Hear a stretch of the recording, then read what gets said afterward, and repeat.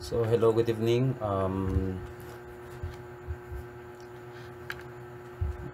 Itong ating lecture today is for BSIS and ACT at PW Tarlac. So this is a basic lecture for programming 2 using Visual C#. So konting refreshment lang dahil nanggaling sa bakasyon.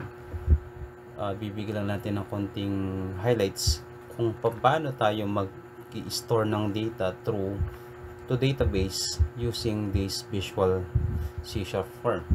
Okay, so without further ado, umpisa na natin from the basics. Of course, kailangan natin sa Visual Studio. Okay, so wala naman tayong pinipiling version. Any naman, kahit ano naman version pwede yan. So pangalan na natin yung solution student information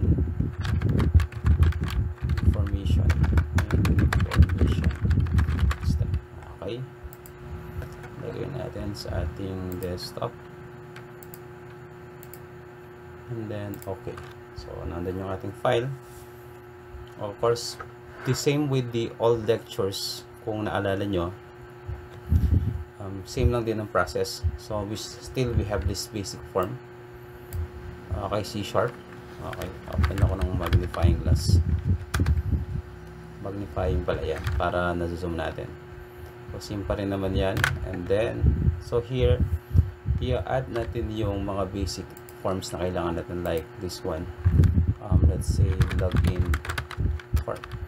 So para mas maging mas maging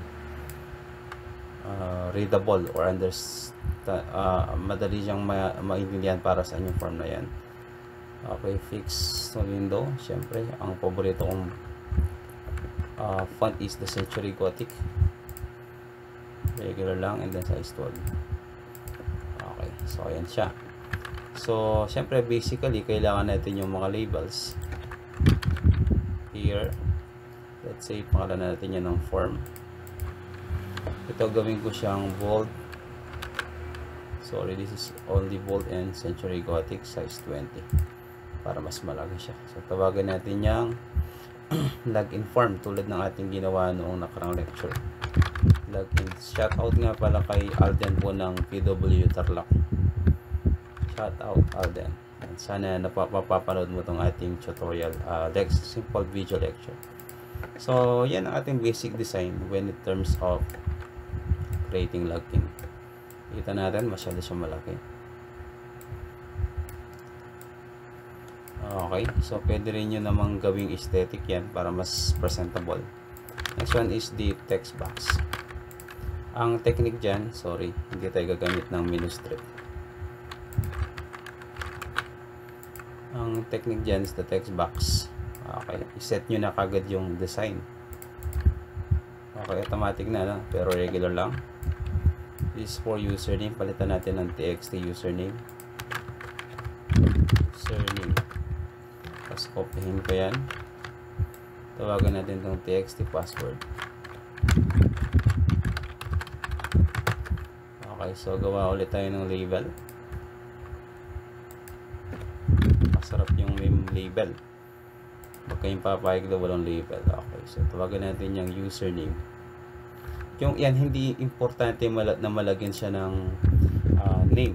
So ang lalagyan lang natin is the user name, yung kanyang text ito sa part na to.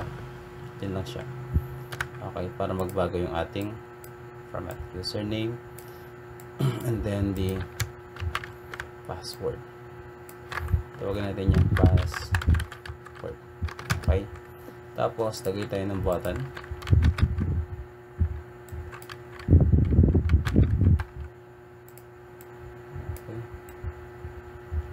Ko na siya, no? Para masaya. Lagyan natin yan ng login. Okay, siyempre gusto ko green yan. The back color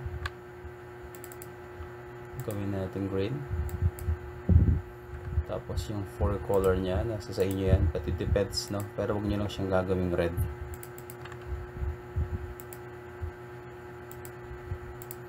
Okay, so style niya gawin ko na lang flat yan. masyadong ano yung grid niya, matingkad. Ayan. Pag niran ko yan, ito magiging mangyayari sa kanya.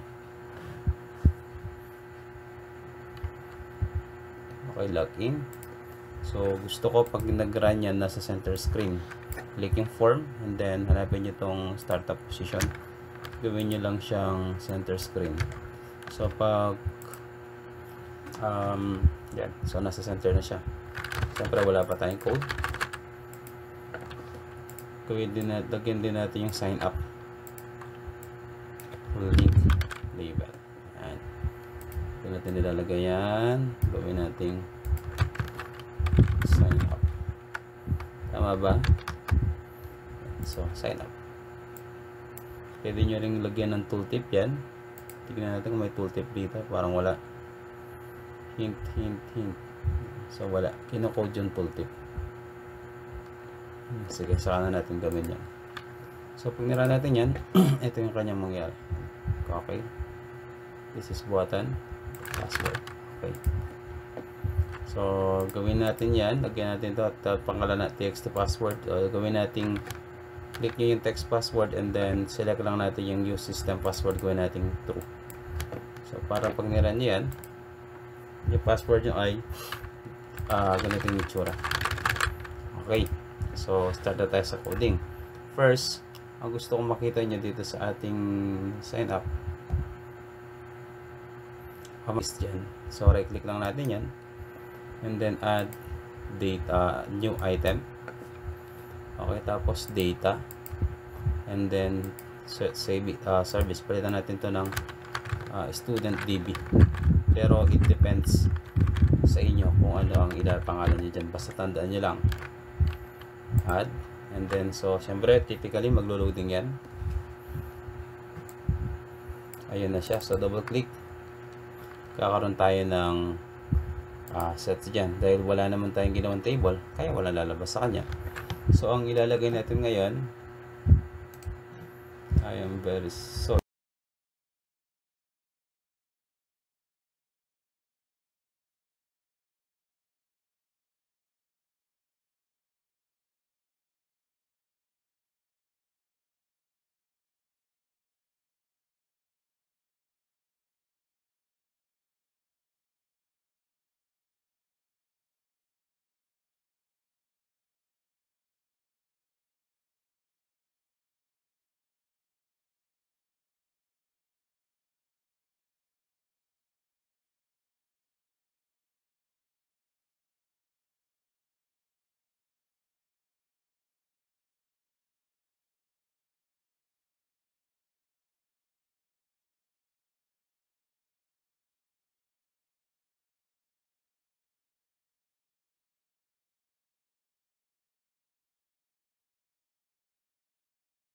Click nyo lang yan and then add new table. Okay, so sa part na to kailangan natin ng user ID and username. Okay, so lang natin yan 8 minutes. So dito palitan natin ng user ID, gawin natin yung do not allow null. Ibig sabihin hindi pwede ang blanco. Kasunod yan ay username. Okay, ito ay nvarchar. Gawin natin nvarchar 50. Okay na yan. This is a keyword. Minsan kasi yung password ay keyword siya. So okay na yan. Palitan natin yung table dito. Gawin natin tbl user, tbl account. Yung pwede na yan, tbl user primary not null. Dagdagan natin to ng tawag dito auto increment. Okay, wait lang nga.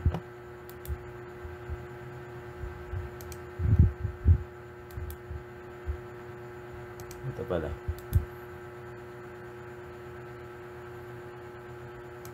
Okay, hold on, post ko lang to, sayang ang video.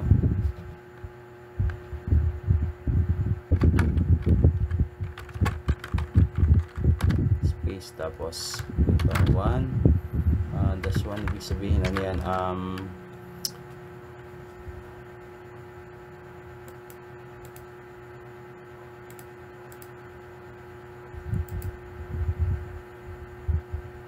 sabihin yan ay auto increment.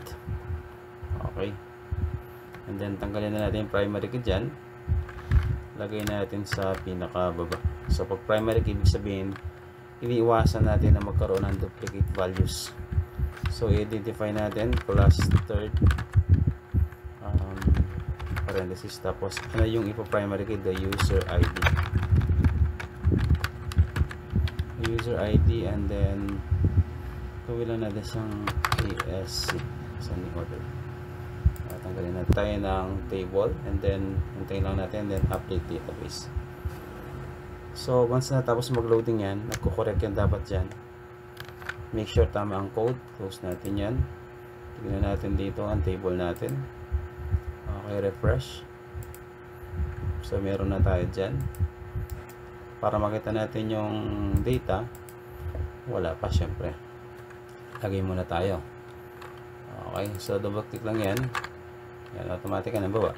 Username ko is admin, password ko is admin123. Okay, so bakit nag-red siya? So, ibig sabihin, tag dito, hindi ka pa pwedeng maglagay ng basta-bastang record. Okay, click natin yan. Okay, dyan lang tayo pwede, pero nag-red pa rin. Okay, so hindi ganito yung way na paglalagay. Close. Try natin dito, right click, and then add new trigger. Baka pwede yan. So iba pala yan, no? Iba, sorry yung data, check ko lang ulit.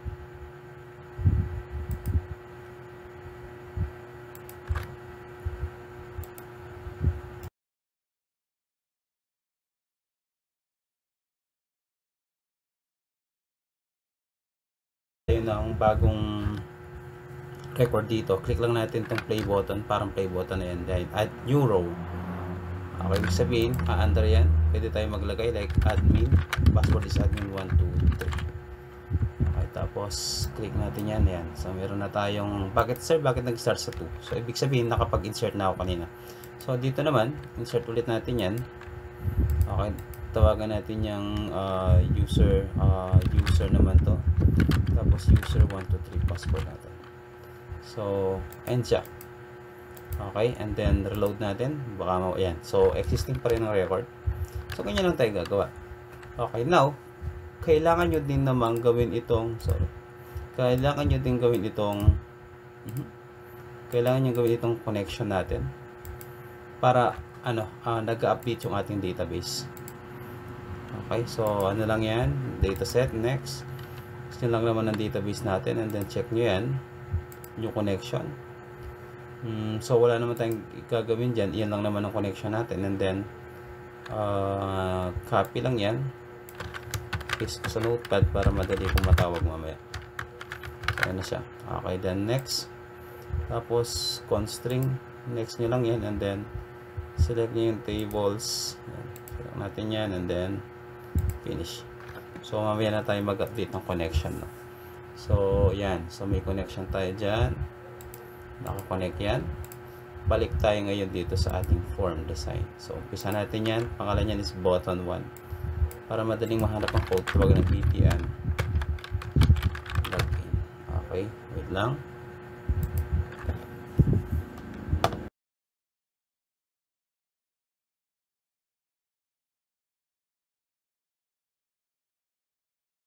Maganda, copyhin na natin full path, copy, and then lagay ko na din sa notepad kanina para masaya.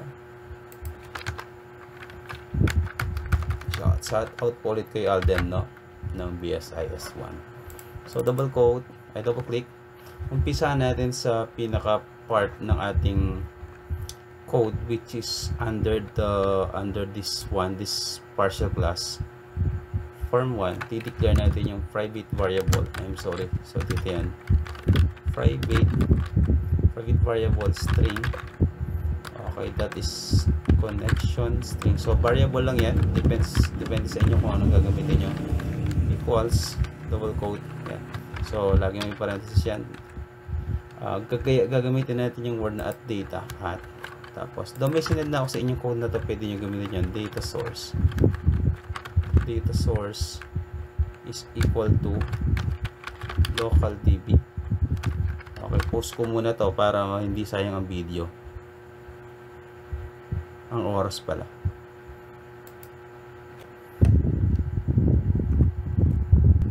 Okay, so itong part na to naman, so dahil nakopya ko yung connection kanina, tanggalin ko na muna yan.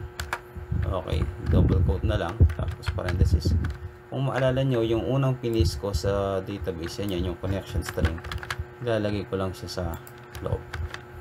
Okay, so yan na yan, and then lagay natin yung at. Okay, so kaya na siya. So habang nakapaste na yan, saan nanggaling yan? Dito sa data source connection, yung sinetup natin kanina. Parang ito. Ayan, data text, next, tapos next. Ayan, kinapi ko yan. Tapos siya yung nilagay ko dito. Okay, so going down, to start na natin yung coding natin doon sa mismong button. Login. So this to yung mag-start yung code natin. Kailangan ko mag-declare ng string variable for username is equals to txt user. Sorry, this is username. Saan ang galing yung txt username? Doon sa yan, ba't rin para tinitrim yung spaces. Saan ang galing itong part na yan? Kung ano yung nilagay kong pangalan sa mga yan, ayan sila, txt username, yung isa naman ay txt password. Pero din ang ilalagay niyo sa code. Okay, so the same here, string, gamitin ko na lang yung word na password, equal to txt use keyword password dot text dot string. Okay, so ganun nakadali. Okay, now declare tayo dito if string that is null or empty. Kung may blanco, pasok natin yung dineclare natin na username. Ito yun. Okay, or tapos string that is null or empty, pasok ulit natin yung password naman. So, and then open and close, automatic po yan, huwag kakalimutan.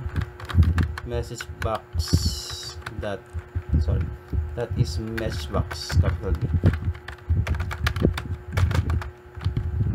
that show parenthesis, pasok nyo kagad double quote, please enter username and password, username and password. Okay, palitan natin yan ng EV, wala siya. So gawin na natin ng warning, katulad ng nasa code natin, warning. Okay, tapos message box buttons that okay, tapos box icon that warning natin. Marami yan, no? Stop, questions, information, exclamation, pwede naman, walang problema dyan. Okay, and then gagawin natin return. Okay, sabihin babalik siya doon sa condition. Okay, so under your down na, pag na-bypass naman niya yung condition na yan,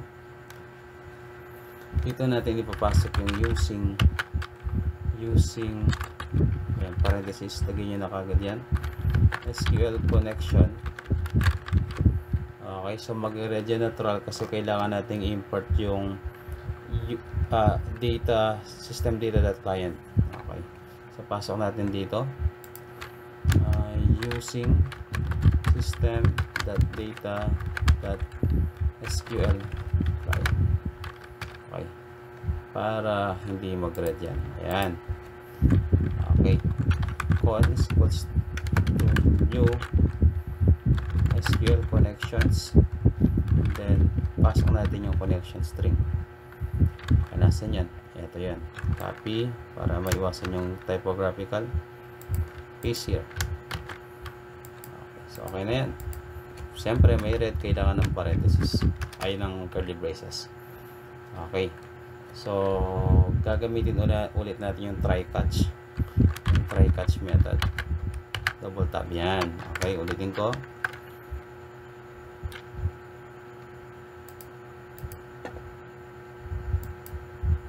Okay, ulitin ko. tanggalin natin yan. Siyempre mag-red yan kasi wala na siyang close.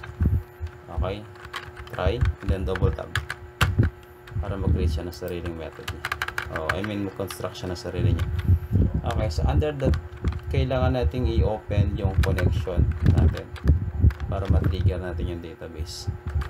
Okay, tapos string query,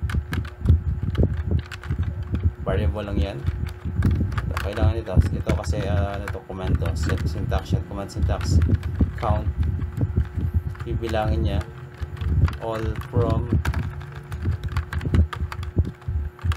pangalan ng table code is tvl user.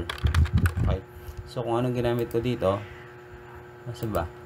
Kung anong ginamit ko dyan, yan dapat ang ilalagay doon. So tvl user, hirap ng keyboard kailangan na palitan. tvl user, okay, where username, saan ang galing yan? Doon sa database. Ito yan, where username. Okay, where username is equal to parameter yan para maiwasan yung SQL injection. And keyword, yung keyword ulit galing yan sa database. Ito po yung keyword naman. Okay, and keyword is equal to password as my parameter. Okay, so okay na yan. Next, sa baba naman, kailangan nating gamitin to using SQL command. Ito siya para ma-execute natin yung query. cmd is equals to new SQL command. Okay, pasok natin si query dash kamakon. Okay na yan. Tapos ano tayo ulit, under yan merong open and close parenthesis, curly braces ulit.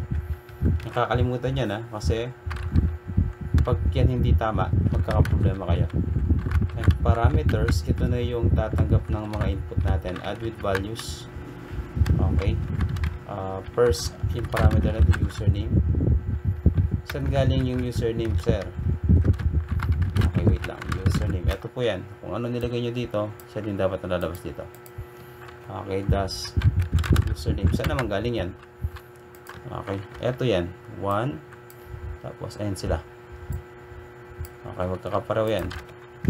And then cmd but parameters that add with value. Pasok natin yan. Add, tapos ang ginamit ko is password. So comma password. Close statement. So okay na. Code naman natin ngayon. Okay, sa baba niyan, int count. Kasi nagbibilang siya, kaya int number ang pumapasok. Int cmd dot execute scalar. Okay, and then close natin. Tapos ang mangyayari dapat, if muna tayo, if count is greater than 0. Kung greater than 0 ang nakita niya, yung kakalimutan yung close and open braces, no? Message box that show, so loob niyan double quote yan. So welcome user, yan. Okay, success. Tapos dito naman yung message box buttons that okay. Tapos yung itsura ng message box gawin nating information. Ayan. So almost there na tayo, no? Ngayon kung hindi naman tama yung nilagin niya, lagyan ulit natin yung close and open braces. Yan, automatic yan. Dito natin nilalagay. So papahin lang natin yan. Message box that show, lagyan natin dito invalid username or password. Okay, message box that buttons that okay, tapos message box then sorry, this is supposed to be an icon box icon that that exclamation or error. Ayan.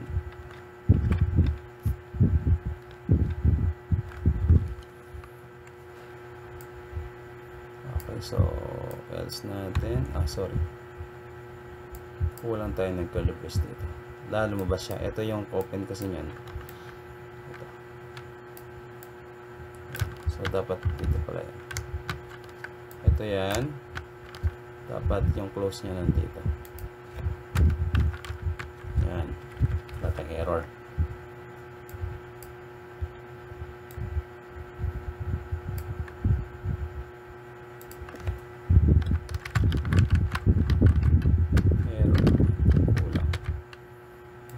Na. All set na tayo. Ngayon, under the try catch. So, may throw dyan. Papasin ninyo. Sir, para saan po yung try catch error? Ang purpose naman yan ay para i-throw natin dyan yung possible error na ma-encounter natin during execution of the program. Para hindi siya bumabalik sa code. Database error. Lagay na lang natin. Yan. Okay. Tapos, concatenate. Sabihin yan, ididikit natin yung ganito, tagtagan natin ng variable, okay, ng parameter x.message. Pause. Yes, this is an error.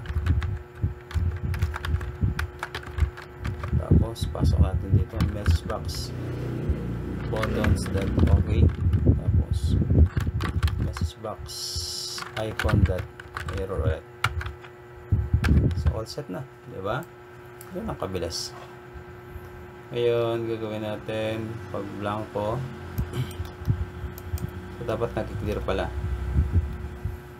Gawin lang natin to. Pag daw invalid, gawin natin dito username dot equals to blank. Tapos password, hindi yan, dapat yung text mismo, txt username dot clear. Meron ba yan? Basta meron naman siya, lagay natin option dito. Yung isa naman txt password dot clear. Okay, txt username dot select. Explain ko na lang mamaya ano yung gamit. Okay, try natin ngayon execute. So, dapat tama yung ilalagay natin. Add na account admin and admin 1, 2, 3. So, pag nilagay natin, dapat successful. Okay, welcome user. Ulit. User. Password ko is user 1, 2, 3.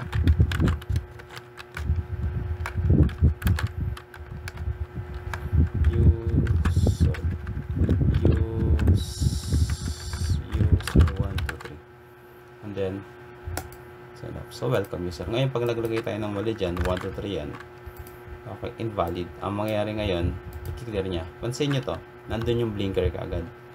Kapag yung sa code natin, tinanggal natin yung yan, nabawag ginawa natin comment yan, okay, nira natin yan, maling password, maling username, login, error lang ang lalabas.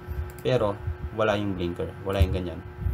Yun ang purpose ulit ng select. Purpose naman yan, kiniklear niya yung text box po muna. Okay, so pwede rin natin ilagay after mong mag-login ng successful. Copy natin yan para mawala yung credentials kanina. Pwede rin dyan. Okay, admin 1, 2, 3 login. Ganun lang siya, no? Kadali. Okay, now after nyan, create tayo ng form. Gawa tayo ng sign up, i-connect natin dyan. Add new form, Windows form, syempre C# po yan. Windows form, palitan natin ito ng FRM registration. Okay, add. So ayan, fix lang, palitan ko yan. Startup position ko is center ulit, center screen.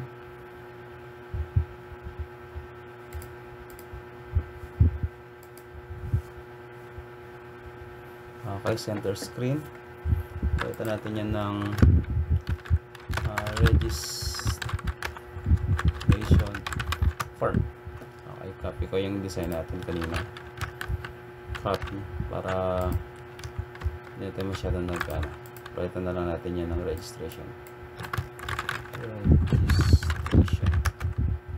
form. Kailangan natin username.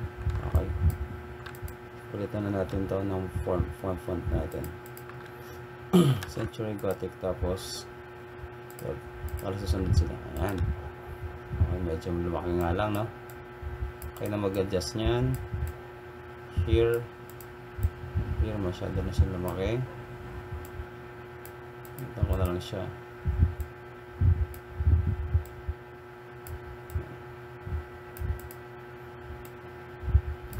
Tanggalin ko na yan kasi wala nang ano yan, ang kwenta.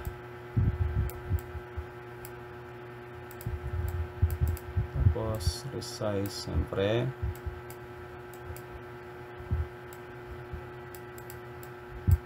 Okay, so after nyan, same pa rin naman username and password. Palitan natin ng register. So ang gagawin natin ngayon, ililink natin yung form na yan doon sa sign up. Okay, babalik siya dapat dyan. Okay, actually madali na mag-design, no? Hindi naman kailangan sobrang kulay ng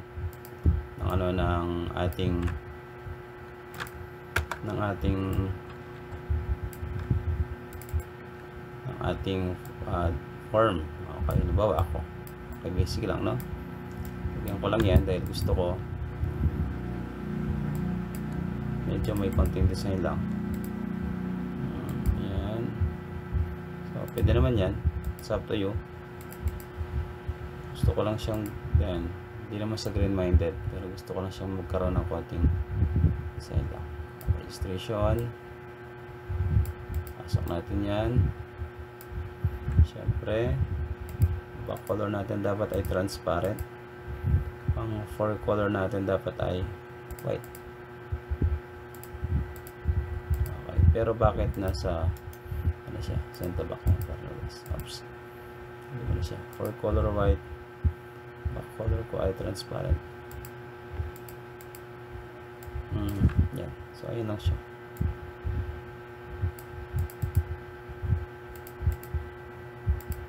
Okay, kayo nang bahala dyan. Pag natin magpa-andar natin yan ng maayos.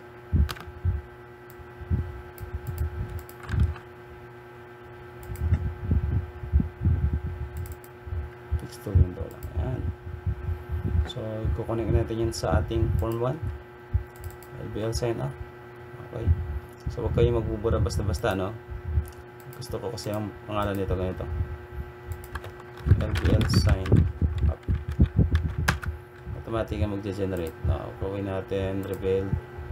Tapos yan. So, mag-adjust din mamaya yan. Okay. Pangalan nito is FRM. Yung tatawagan natin FRM registration. Okay. As FRM new user. Yan. New user na lang. Equals to new FRM registration. Okay. Ganito mag-link ng another form. So, FRM new user that show dialog. So, pag nirun natin yan, run, and then sign up. So, mag-link dapat yan. Hindi mo pwede pindutin yan habang naka-open. So, close. Pag tayo dyan, sign up. So, yung purpose naman yan, dapat maipasok natin sa database yung sa sign up natin. Okay, just like here. Balik tayo dito sa ating add users, register. Okay. So, ulitin ko.